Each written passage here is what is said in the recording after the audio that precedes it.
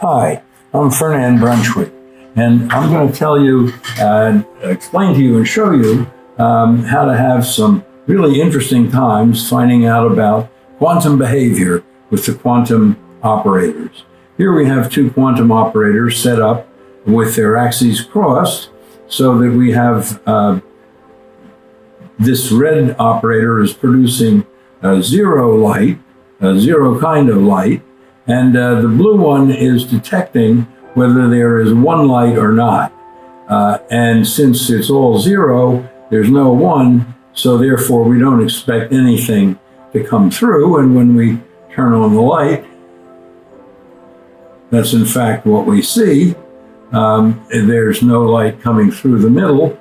And if we do this, separate them, we can see on the outside there's light, but coming through the center, there isn't anything.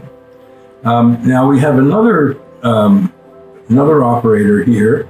This is another blue operator, and we can set it here to measure how much of the down arrow type of light is coming through the red operator. So now we're measuring that. Now the question I'd like to ask is, if we have the two operators set so that nothing is coming through, we're detecting that there is no one type light coming out of the red operator. Okay, now suppose we put this down arrow operator in the middle. Would we expect it to change the amount of light that this third operator detects? Well, if we're dealing with a classical system, the light that's coming through is not going to be affected by the measurement. We will measure it to be something, but then it will continue to have the same characteristics, and so it would still be absorbed by the third operator, the blue operator. And let's see if that's true. Does this measurement affect the system directly? So if we put it in the center, we can see that now there is light on the other side. So this center measurement, the center measurement of the down arrow, has affected the system. This is a truly quantum effect.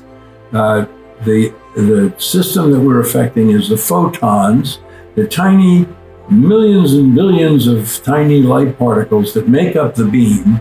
Each one of them is being affected by this measurement of the down arrow. And they are all affected in different ways. So now at the quantum level, we're dealing with a quantum system, a tiny, tiny system that can be affected by the measurement. And the measurer, the experimenter, and the experiments that he does and the measurements that he or she makes are part of the system. That is a revolutionary idea that is totally opposed or totally different than the classical assumption that the system is distinct from the measurer, and that the objective is for the measurer to not affect the system he's measuring. But in quantum mechanics, we have to accept that the system is so small that the experimenter is part of that system, and somehow we have to be able to construct a theory. And that's the amazing thing about quantum mechanics, that somehow they are indeed able to construct a system that incorporated this kind of uncertainty. Thank you, and I'll have a different video about quantum superposition coming up next.